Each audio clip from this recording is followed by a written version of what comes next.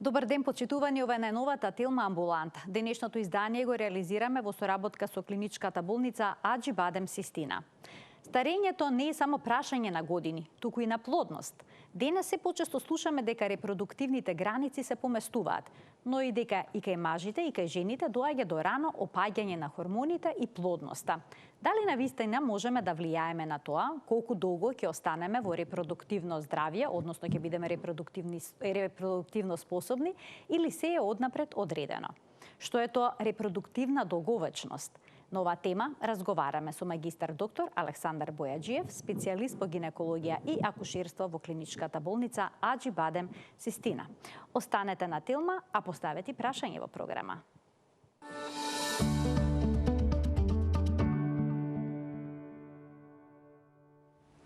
Колку долго сме плодни? За репродуктивната долговечност денеска зборуваме со магистар доктор Александар Бојаджиев, специјалист по гинекологија и акушерство во клиничката болница Аџи-Бадем Систина. Докторе, добре дојдовте во Телма амбуланта. Добар ден. Добар ден, добро ве најдов. Секогаш е пријатно да се биде гостин во вашата емисија. Ви благодарам. Денеска ќе зборуваме за една необична тема, ќе опфатиме долговечноста. При тоа ќе разговараме со гинеколог, а не со генетичар, бидејќи акцентот ќе го ставиме на репродуктивната долговечност. Што значува точно тој термин? Репродуктивна долговечност. Што значи тоа? Значи, ќе опфатиме за долговечноста воопшто, заради тоа што е утврдено дека сите оние работи кои што влијаат да бидеме по-млади и по-здрави, делуваат на сите органи, но и на репродуктивните. И на некој начин сме и во тој дел по-млади и по-здрави. Од друга страна, значи, долговечноста е тема не за да живееме 150 или 200 години, туку е тема за по-долго да бидеме витални и здрави. Она што исто така битно, ние знаеме кај 15 годишни деца нема Алцхаймер, деменција, кардиоваскуларни болести и слично. Така да болестите, оние хронични болести доаѓаат со старењето, со староста. Така да, значи, и репродуктивниот систем, проблемите настануваат со старењето. И како заклучок на ова све, првиот органски систем што покажува знаци на старење кај луѓето е репродуктивниот. И токму затоа е нешто што ние гинеколозите, што работиме нели со инвитро, со асистирана репродукција, сме првите кои што се соочуваме со темата на старењето и со тоа дека треба тоа да го премостиме.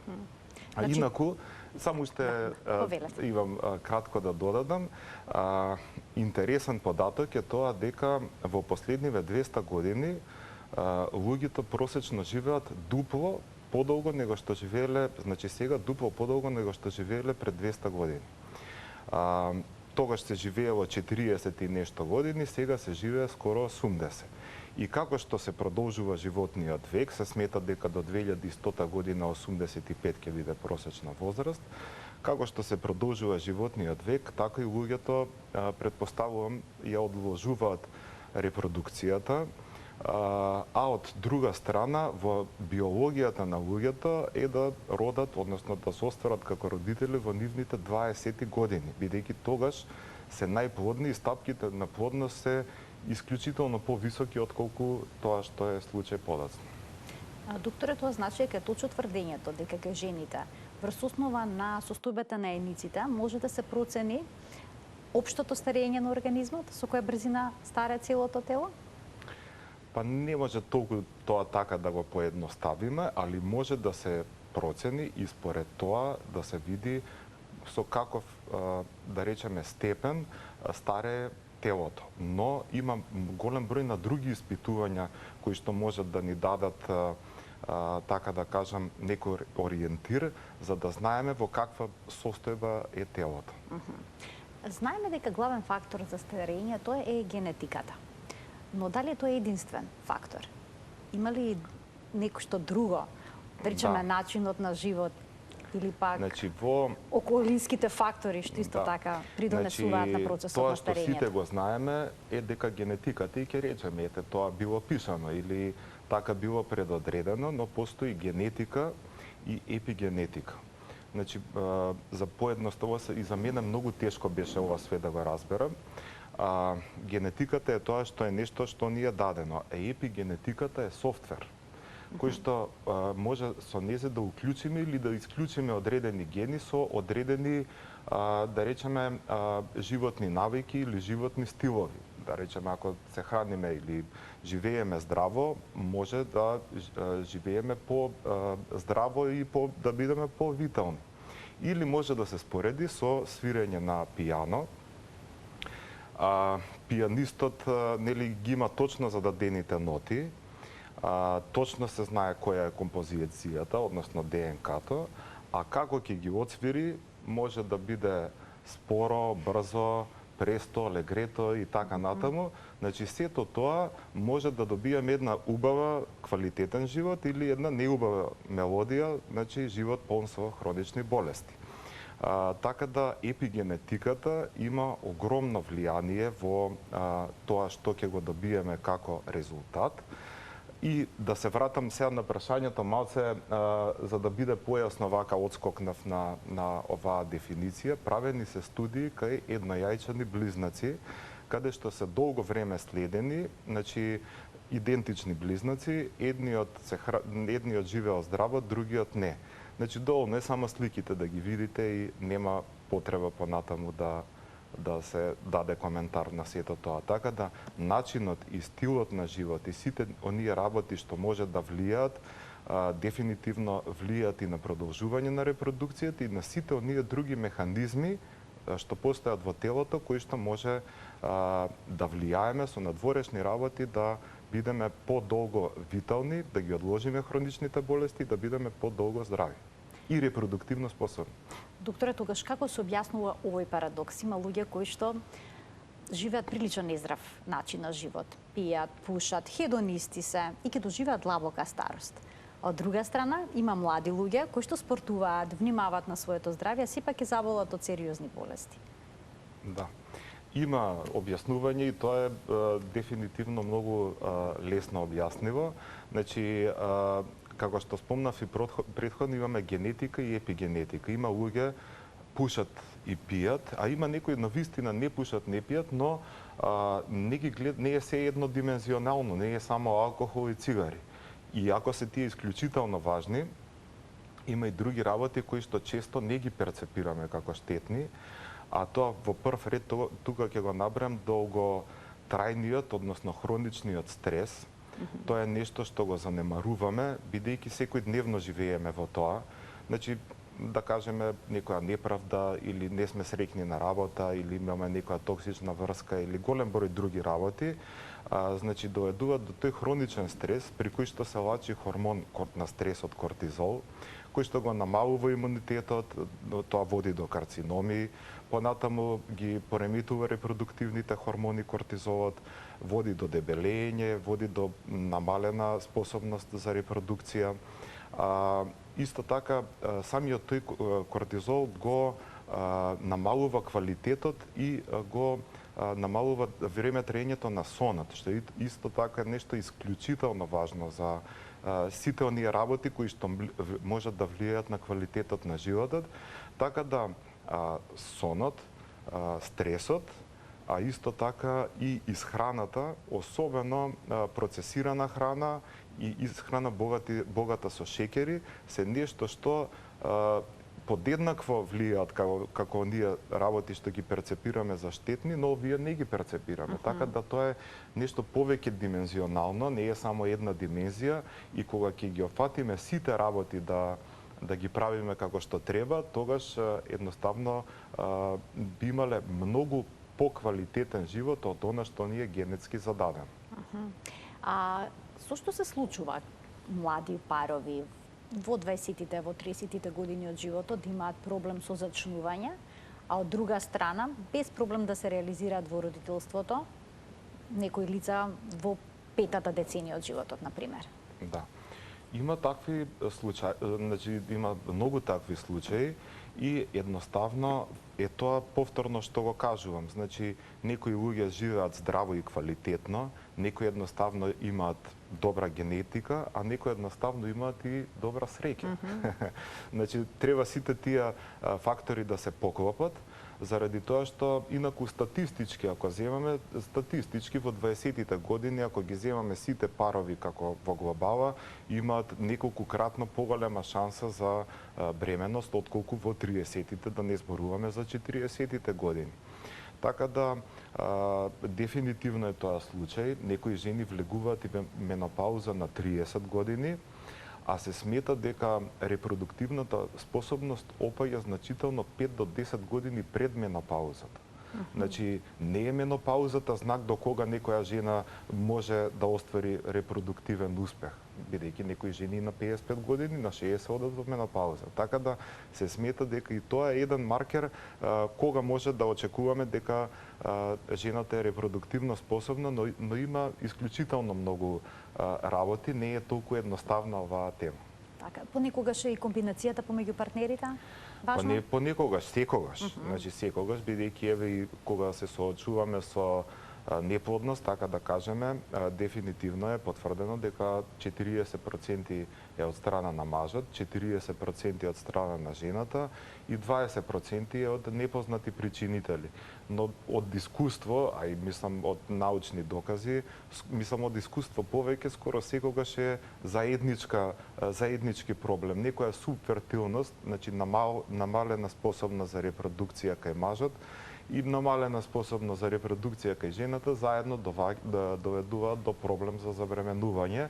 Значи, не е како еве ти си крив или тој е крив, туку што обично се прави, се бара вината во еден од партнерите. Секогаш е заеднички допринос за проблемот да се случи, во смисол возрастна е жената и мажот. Мажот обично скоро сега маживе ретко да се најде маж со добар спермограм, така да дефинитивно тоа е заеднички фактор за проблем. Ајде малку да проговориме из ова. Споменавте и лош спермограм, но јас сепак најнапред ќе направам анализата, ќе појдам од жените со анализата. Колку често се случува кај 30 годишни жени јајниците да изгледат како кај 40 годишна, но и обратно? Се случува тоа, значи многу често. Значи, на 40 годишна жена може јајниците да изгледаат и како кај 20 годишна, но тука е друг проблемот. Значи, кај жените кои што имаат 30 години, можат јајниците да бидат со исклучително слаба резерва, но со одредени, така да кажеме, интервенции, не во смисол на хируршки или на некакви комплицирани, него во интервенции во смисол на животни навики, исхрана, суплементи, вежбање, одреден тип на вежбање и слично, можеме да ја повратиме резервата на јајниците, односно да се зголеми. Од друга страна, што е проблемот кај 40 годишните? Да, има повеќе фоликули, јајниците изгледаат многу подобро од колку кај некоја жена на 30 години, но проблемот е тоа што ќе добиеме голем број на јајни клетки, во кои ја правиме инвитро, тие јајни клетки ќе дадат многу малку квалитетни, генетски квалитетни ембриони. А клучот на нашиот успех е генетски квалитетен ембрион. На 40 години, сега збориме статистички, 80% од ембрионите што би ги добиле се генетски неквалитетни, во колку ги испитаме. А ние ја имаме таа метода за испитување генетско на ембрионите, така да имаме доста богато искуство со тоа све. Па еве ќе ви кажам личен, мислам, пример од пациентка што имаше 41 година, кај која што добив 7 ембриони, кои што сите се испитани и сите 7 ембриони не беа добри. И ниеден не вративме назад. Работата е што воколку ги враќавме тие ембриони, немаше ни да се случи бременост или ќе се случеше бременост што ќе заврши во првите 3 месеци. Со спонтан абортус. Со спонтан абортус. Тоа е проблемот со возраста. Значи, дури да имаме совршена резерва, како на 20 години, проблемот е во квалитетот на ембрионите. И зошто е тоа така? Бидејќи жените малку се разликуваат од мажите, за жал, бидејќи тие се раѓаат од почетокот со целокупниот број на јајце клетки за целиот свој живот.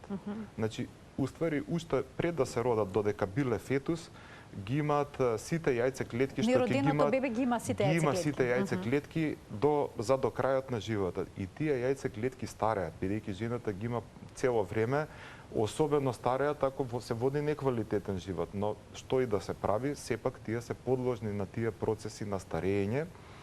А од друга страна, кај мажите секои 3 месеци се создаваат нови сперматозоиди, но и мажите се подложни, нели, само знаеме дека може кај мажите да се случи бременност и на 70 години, и на 60 години, додека и кај жените е проблемот тоа што ги имаат јајцеклетките за целиот свој живот и заради тоа успехот, значи, е предизвик, тоа сигурно ќе се надмине во иднината, значи медицината сигурно ќе измисли нешто, бидејќи оваа наука е толку, мислам, веќе напредна, што зборуваме и за сите хронични болести, но и за репродукцијата. Се смета дека ќе се надмине менопаузата, дека жените понатаму низ годините ретко ќе влегуваат во процес на менопауза, освен ако тоа нели не го сакаат. Па кај глувците веќе надминато, значи правени се експерименти, бидејќи глувците живеат пократко од луѓето многу. Значи на 16 месечен глувчец, што би било во човечки 65 години, се правени одредени значи интервенции, така се нарекуваат, но тоа се, да речеме, одредена исхрана, одредени суплементи и тој е вратен повторно да може да биде во фаза на репродукција и да добива менструација. Така да сега тоа останува и кај луѓето, нели, да се примени, но постојат голем број на молекули и одредени животни, така да кажеме, стилови кои што се испитани кај животните и може да го продолжат нивниот живот за 30 до 40%. Истите тие молекули се употребуваат и кај луѓето односно кај паровите што се во процес на репродукција, односно во процес на инвитро, и е докажано дека има подобри стапки на забременување и подобри стапки на baby take home rate, бидејќи нашата цел не е само позитивен тест за бременност, туку целта да си имаат бебе дома. Значи тоа е целта. Значи постојат одредени молекули кои што веќе може да влијаат и на репродуктивната долговечност? Да. Тоа е одлично да се слушне. А како кај жената проценувате колкави се резервите на јајцеклетки во јајниците? Значи, резервите најдобро ги проценуваме преку ехо. Значи, ние што се бавиме со тоа, за 2 секунди можеме да знаеме каква е резервата. Мислам, се испитуваат, се разбира и хормоните, но тие што го работиме тоа, кога ќе видиме на ехо, можем да ви кажам и како и ќе бидат хормоните. Така да со ехо се проценува резервата, антимилеријан хормон и останатите хормони сите се испитуваат, за да имаме една комплетна слика. Ајде да проговориме и за мажите. Имаше некои истражувања кои што покажуваат дека денеска мажите во 20-тите па и 30-тите години имаат помалку тестостерон од нивните татковци во подоцнежната возраст. Како ова се објаснува и влие ли на репродукцијата? Па со сите овие работи што ги кажавме до сега, дефинитивно дека влие. Друго истражување покажува, ова е точно, друго истражување покажува дека во последните 50 години просечниот спермограм е за 50% послаб од пред 50 години. Значи, ако и постојано еве тоа што се смета за нормална вредност на спермограмот, цело време се коригира на назад во еве јас од кога знам од кога сум во болница, знам дека над 100 милиони да е нормално, па 60, па над 50, па над 40. Така да што е? Над 40? Над 40. Толку е спуштена границата. Да.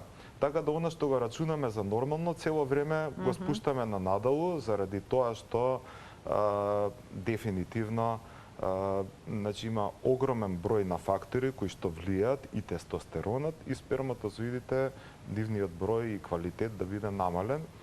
Тие фактори сите ги знаеме, али ќе ги наброиме. Тоа се стресот, понатаму бидејќи кортизолот и недостатокот на сон, дури се смета само 5 часа сон на ден, дека може тестостеронот да го намали за 15%.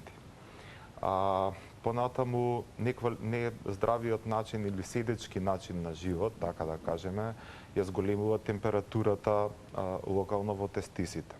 Зголемената тежина на луѓето исто така доведува до зголемена температура во тестисите. Исхрана која што е богата со нели оние високо преработена храна или со шеќери го намалува тестостеронот и спермограмот, алкохолот и цигарите, нели дрогите, да не зборуваме, сите знаеме.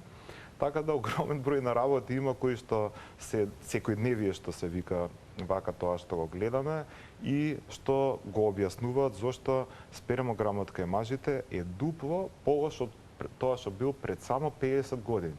Значи тоа е многу краток период во историјата на човекот за да кажеме дека толку драстично се е намалувањето. И тука влегуваат сега, обично почнам од покрупните работи, и оние најситни работи, како мислам најситни, не се ситни, но исто така допринесуваат загадување на воздухот, нели оние микропластика, што е сега исклучително зголемена. Се прават сериозни истражувања на таа тема, бидејќи тие влијат всушност и како естрогени, како женски хормони, кои ќе се внесат во телото. Има и резултати од истражувањата, кои што особено онаа црна пластика што е за транспорт на храна, нели за греана храна и слично, таа е особено штетна, велат, особено штетна, бидејќи од нафта се прави. Така да мислам, тоа е исклучително штетно да се внесува во телото, но барем она што може да влијаеме, воздухов не може да го смениме, ама многу работи може да направиме. На многу работи може да се влијае, за да со тој начин се продолжи репродуктивната долговечност, така? И животот, и односно квалитетниот живот. Значи не е целта да се продолжи животот, туку квалитетниот живот. Така, тоа е всушност суштината. И сега, за да се продолжи меѓу другото, репродуктивната можност кај одредени парови кои што ја одложуваат бременоста, поради социјални причини, нели, да се реализираат професионално, финансиски да се стабилизираат, да го решат проблемот со домувањето. Што советувате? Дали е паметно да се замрзат репродуктивни клетки? Јајце клетки или и сперматозоиди? Ако се веќе парови, тогаш препорачувам да замрзнат ембриони. А тогаш подобро ембрион? Не, секогаш е подобро ембрион, бидејќи јајце клетка кога ќе се замрзне, таа кога ќе се одмрзне, веќе добар дел од тие јајце клетки може и да не преживеат. Тоа е само една клетка, фрагилна. А ембрион кога ќе се замрзне, тој преживува 100%, да кажем. Така да, ако веќе се пар, подобро да замрзнат ембрион. Или ако некоја жена веќе решила дека сака да се оствари како мајка, но не сега во иднина, има две опции. Подобрата опција е да замрзне ембрион ако решила со донор, или па да замрзне јајце клетки, но тоа да го направи што порано. Што значи тоа што порано? Кога е вистинскиот момент? Што порано е вистинскиот момент. Но ретко кој размислува порано на таа тема. Во 20-тите години обично тоа не е нешто. Значи, вака порано би значило 30 години. Значи на 30 години да се замрзнат јајце клетки, максимум на 35. Зошто е така? Затоа што до 35 години ќе треба да замрзнат, за да имаат 70% успех, ќе треба да замрзнат некои 20 јајце клетки. Потоа, докај 37-8 години ќе треба да замрзнат 30 јајце клетки, а до 40 години, мислам 60, што е невозможно, колку и стимулации да се прават и слично, така да што е помлада жената, ќе треба помалку јајце клетки да замрзне за да дојде до успех. Не е само да ги замрзне колку да е лесно психички, туку ако сака да дојде до успех, ќе мора да биде тоа што порано да биде успешно. Ќе ги вклучиме гледачите. Доколку имаат прашања, да го постават. Почитувани, од тој момент телефонските линии се отворени. Добре дојдени се вашите размислувања на оваа тема. А што е со мажите? Дали кај нив советувате да се замрзне семен материјал, или пак не, бидејќи споменавте дека на секои 3 месеци се обновува? Па, замрзнуваме семен материјал, особено кај мажите кои што, да речеме, имаат семином или некоја болест, или ако примаат хемотерапија, ако например. Ако примаат хемотерапија обавезно, или ако се утврди дека спермограмот е слаб. Тогаш обавезно се замрзнува и во повеќе наврати, така да тоа дефинитивно е како препорака, но прва препорака е да направат спермограм, да се види кај се. Значи, ако тој е одличен и ако живее здраво, квалитетно, се храни добро, тогаш Нема потреба за тоа. па нема потреба. Но доколку е слаб, а слаб е се што е под Па 40? има повеќе параметри, значи не е само бројката, туку подвижноста се гледа, се гледа морфолошки, дали има неправилни форми, без глава, без опаш или слично, колку е нивниот процент. Значи повеќе параметри се подвижноста, нели, и сите тие работи заедно кога ќе се види, се знае отприлика каква е состојбата. Со промената на животниот стил, успеете да добиете подобар спермограм кај мажите? Дефинитивно. Дефинитивно. Колку време го обично време препорачувам. им е потребно за тоа? Најмалку 3 месеци или понекогаш и година дена? 3 месеци за да се видат првите ефекти. Ако некој зема суплементи 2 недели, ништо нема да се види. Затоа што 3 месеци трае процесот на создавање на нови сперматозоиди. Дали на време се јавуваат паровите кои што се соочени со некакви предизвици во зачнувањето? Па, некои се јавуваат пред време, некои се јавуваат 10 години после правото време. Нема правило, секој се јавува различно, али ова од искуство можам да кажам дека секој што решил да дојде до бебе, ќе дојде, ако е упорен. А што е со периодот од како жената ќе влезе во 40-тите години од животот? Дали тогаш е неопходно да се користи јајце-клетка од донор или не? Па, ако сакаме да дојдеме до успех, дефинитивно 10 пати е поголема шансата на тој начин во тие години со донорска јајце-клетка да се дојде до успех, збориме да се дојде до бебе.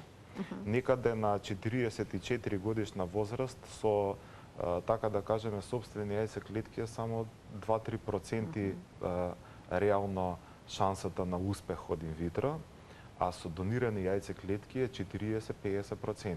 Дали тоа значи дека жената што е влезена во менопауза на ваков начин може да се реализира Па во мајчинството? највозрастната еве пациентка ја што сум имал што останала бремена со донирани јајце-клетки беше 58 години. Мислам, ова не е за пример да го кажеме или дека така треба, него сакам да кажам дека нема ограничување. Има и повозрастни што нели останале со донирани јајце-клетки, но нема ограничување на возраста и во нашата држава нема ограничување и законски. Кај нас нема, во И другите затоа земји во другите има земји граници. има и треба да има, бидејќи не е логично сега на 60 години нели да мислам се прави бременост. Телото не е концепирано за на таа возраст нели да носи бременост, но како и да е, законски е така дозволено во нашата држава и голем број на пациенти од странство доаѓаат поради таа можност. Ќе ги вклучиме гледачите, да ги слушнеме нивните прашања. Добар ден. Ало, добар ден. Во програма сте, повелете. Ве молам инфо во однос на суплементација кај мажи и жени. Така, што би можело да помогне за подобрување на плодноста, така? Да, 44 години жената, 50 мажите. Ви благодарам за вклучувањето во програма. На ова возраст што советувате, доктор? Не на оваа возраст. И воопшто за сите, за секоја? За секоја возраст, што порано се почне, тоа подобро. Така. Значи, се бидејќи сум веќе 17 години гинеколог и некои повеќе од 5 години во доменот на инвитрото, значи од морето на информации кои што сега се некои и не толку точни, не толку проверени, ќе се обидам да издвојам она што е научно докажано и најизводливо за луѓето да го употребуваат. Значи, нема само да набројам суплементи, бидејќи не се, мислам се брзи рецепти на телевизија за секого, али ќе ги кажам и тие што се најпрепорачаните. Али вака ќе кажам некои 5, 6, 7 работи што треба да речеме некој пар и истите важат и за мажот и за жената да ги прават, за да ги активираат оние гени на долговечноста што се точно одредени, значи откриени, бидејќи човечкиот геном е 100% откриен, односно декодиран и се знаат кои се тие гени на долговечноста што ги враќаат процесите на старењето, односно што ги успоруваат, стопираат, па дури можат и часовникот да го вратат назад. И во тие 6 точки, како најдобар суплемент, еве така да кажеме, би го вброил вежбањето за двата партнери. Значи, не било кое вежбање, не е некои стоштувачки маратони и слично, туку вежбање кое што го качува VO2 max, тоа е кардиореспираторниот капацитет на телото. Значи, понатаму... Какви се ти вежби, може накратко? Тоа се норвешки 4 со 4 минути интервали вежбање, каде што ја качувате срцевата фреквенција до 80% од максималниот капацитет, тој се рачуна 220 минус годините, тоа е максималниот капацитет, и после тоа вежбате споро за да се врати срцевата фреквенција нормално, и пак 4 минути така. Тоа се смета наизменично, да. 4 пати. Тоа е нешто докажано дека значително влијае на овие гени. Вежбањето, на второ место да не пуши, да не пушат, да не пијат, на трето место исхраната, кажавме медитеранска исхрана испитана кај паровите што се во процес на инвитро, дека во колку 6 месеци пред инвитрото се на медитеранска диета, значително подобар успех има на инвитро циклусите. Во медитеранската диета ги има сите оние состојки, полифеноли, значи, еве, диви боровинки, расвератрол, сето она што е докажано од суплементи дека може да влијае на тие гени, да ја продолжи долговечноста и репродуктивната долговечност, ја има во таа диета. Тоа е на 4-то место, сонот и стресот, еве, ќе ги ставам на 5-то место, и 6-то место, нема да ви се верува што е, али е чудно и научно докажано дека human bond, значи поврзаноста, блискоста на партнерите го продолжува животот. Луѓето подолго живееле кои што имале meaningful врска, не некоја токсична збориме. Подолго им бил животот, тие што имале таква врска, дури викаат ако немаш таква врска, подобро да имаш миленич. И сега на крај до ова све, бидејќи овие се поважните работи, а сега ќе кажам и за суплементите, за двата партнери, она што е подокажано, коензим Q10 високи дози, 400 до 600 милиграми, омега-3 масни киселини во вид на течност, значи негде околу 1000 до 2000 на ден. Понатаму, кај жените со послаба резерва, нели жените над 38-40 години, микронизиран ДХЕА 50 до 90 микрограми, и витамин Д, ако е дефицитарен, а во нашава популација за чудо е дефицитарен, и мислам дека во глобала тие се оние суплементи кои што се најдокажани дека можат да помогнат. Има огромен број на суплементи, но суштината е во општиот здрав начин на живот. Така, повеќе фактори кои што ги набројавте да се вклопат. Така е. Уште еден гледач ке вклучиме. Добар ден. Ке отстапиме простор за уште еден гледач. Добар ден, во програма сте, повелете. Добар ден. Добар ден. Поздрав до водителката и докторот. Ви благодарам. Ве молам, само покасно се вклучи име и презиме на докторот и каде работи. Така. Ви благодарам за вклучувањето. Денешен гостин е доктор Александар Бојаджиев, специјалист по гинекологија и акушерство во Аџи Бадем Систина. Докторе, ние тогаш продолжуваме понатаму. Што би им препорачале на оние кои што се веќе во процес на инвитро, за да имаат успешен процес, значи успешен исход, сето тоа да заврши со бременост која што ќе биде изнесена до крајот. Што е со оној притисок што го чувствуваат постојано? Дали ќе се реализира бременоста или не?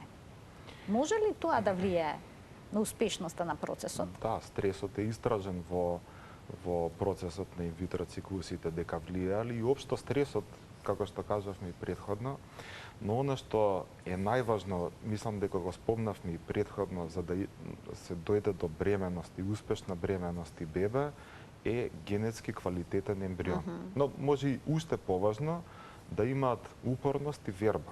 Значи, не сум видел некој што одел до крај на овој или на оној начин да не дојде до бебе. значи збориме дали со донирана јајцеклетка или со своја, секој што имал упорност и истрајност и верба, дошол до Б. Сега, кога збориме за генетски квалитетен ембрион, кажавме дека тоа е исклучително ретко како што се зголемуваат годините. Од друга страна, значи, овој процес изгледа многу просто и едноставно на зачнување. Инаку се смета дека најкомплицираниот процес што се одвива во човековото тело. Кога ќе дојде ембрионот, тоа како еден, така да кажем, интересна приказна, кога ќе дојде, не приказна, туку научен факт, кога ќе дојде ембрионот во телото во матката, тој комуницира со нејзе преку одредени молекули, преку одредени сигнали. И фактички ембрионите што се генетски здрави, односно генетски квалитетни, е докажано дека раќаат вистински молекули или сигнали за матката нив да ги прифати, а генетски неквалитетните обратно испраќаат, така да кажеме, погрешни сигнали и скоро секогаш не се имплантираат во матката.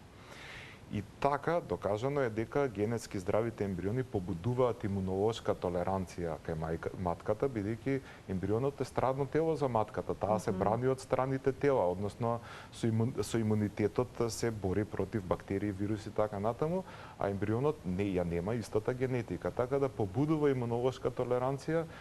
И исто така се на последниот конгрес на ИШРЕ во Париз е докажано дека ако трансферираме 3 пати едно по друго генетски здрав ембрион, значи ќе дојдеме до 95% успешна бременост. Значи 95% скоро, значи 100%.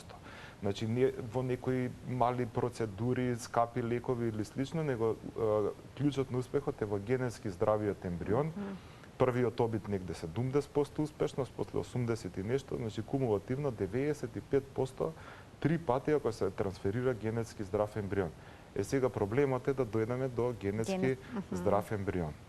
Инаку и генетски абнормален ембрион може да се имплантира и како што кажавме, тие ембриони најчесто завршуваат како спонтанни абортуси, кои што знаеме дека нивната стапка значително расте со возраста на жената, да речеме на 30 години се негде 20%. Така можеме тука да го видиме и телопот кој што се однесува на поврзаноста на возраста на жената и успешноста од инвитро оплодувањето. Значи, можете да ги искоментирате бројките. Се надевам дека наскоро ќе го видиме и телопот, за да можеме да го искоментираме. Така, поврзаноста на возраста на жената и успешноста на инвитро фертилизацијата. Да, тоа е се она што го зборуваме, така? Дека стапката на успех зависи од возраста, но ова не е за да ги обесхрабриме жените, туку да ги насочиме во правилна насока за да дојдат до бременост. Значи, ако некоја жена дојде на 45 години, да не губи време и пари со собствени јајцеклетки, значи она ќе остане трудна со донирана јајцеклетка, огромна е веројатноста. Така да и да не губат време. Значи да бидат посвесни, бидејќи времето е доста клучен фактор и да водат здрав живот, односно се она што го кажавме претходно. Така, имаме уште еден телоп кој што се однесува на возраста на мајката и ризикот од спонтан абортус. Можеме да го видиме и тој телоп, ќе го побарам. За ова пред малку всушност зборувавме. Црвената линија е возраста на мајката и ризикот од спонтан абортус, или овдека десно може да се види дека на 40 години е 50% ризикот за спонтан абортус, а над 45 години е 95%, но и на 30 години не е реткост да се случи спонтан абортус, негде 15% е веројатноста за тоа. И тоа е едноставно контрола на квалитет или природна селекција. Тоа што е добро формирано и развиено продолжува да расте, односно да се развива фетусот, а она што не е квалитетно, односно абнормален плод или генетски не е здраво, се прави природна селекција и не продолжува бременост. Значи, некои што имаат чести спонтани абортуси, всушност треба да направат една генетска консултација, бидејќи можеби се работи за абнормален генетски материјал на ембрионот? Така. Да. Значи, едно генетско советување не е на одмет.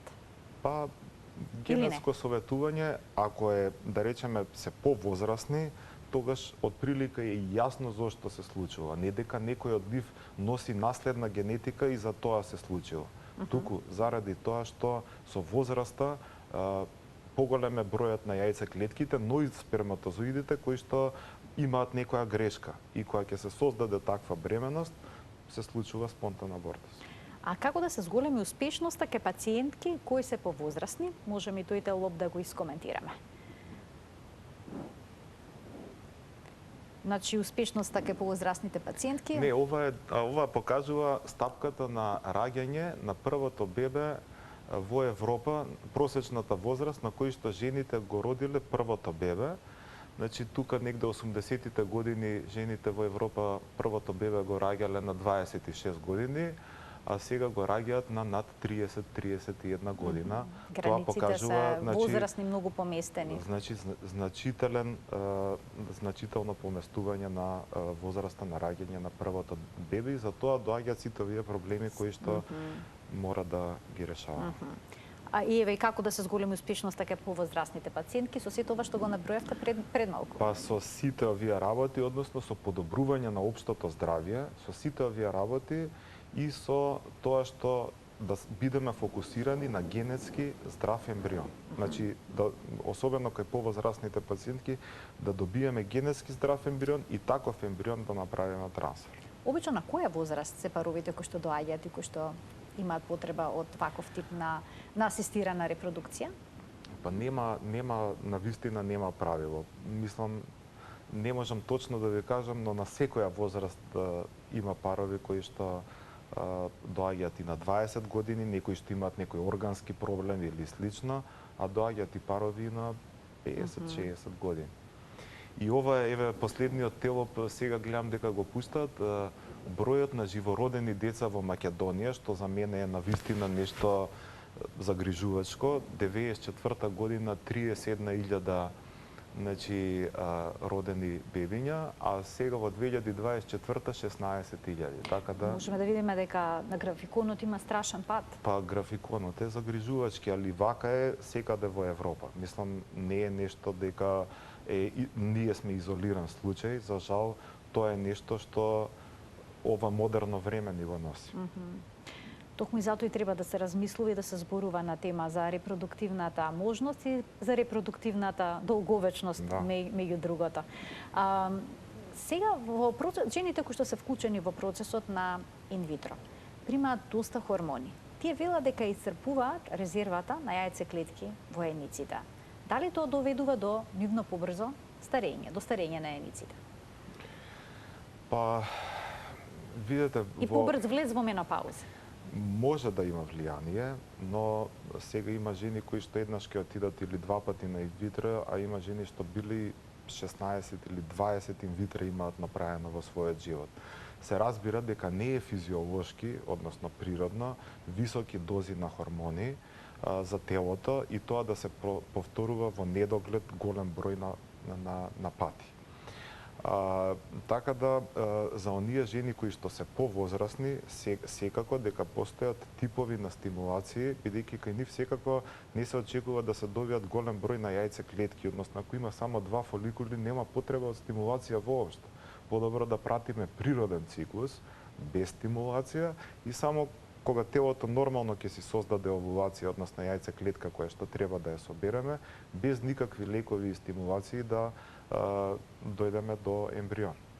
Така да, значи, сепак не би рекол дека тоа е нешто толку страшно или дека толку нешто може да го остари телото, колку што сите овие други работи кои што ги кажав, што ги наброев, имаат влијание. Кои што довеле всушност. Кои што, значи, генетиката и епигенетиката, односно сите оние работи кои што ние може да ги на кои што може да влијаеме.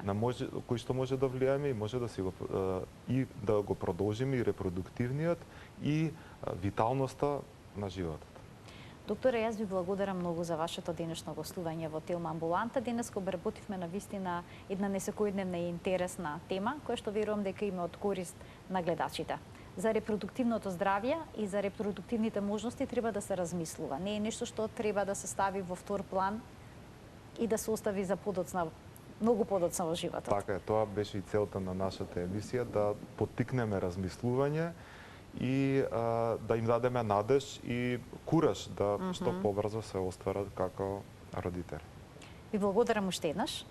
Ким се заблагодарам и на гледачите што и денеска беа заедно со нас и што ја следеа Телма амбуланта. Почитувани се гледаме секој работен ден во редовниот термин на емисијата 12 часот и 50 минути секако на телевизија Телма. Ви посакувам пријатен ден.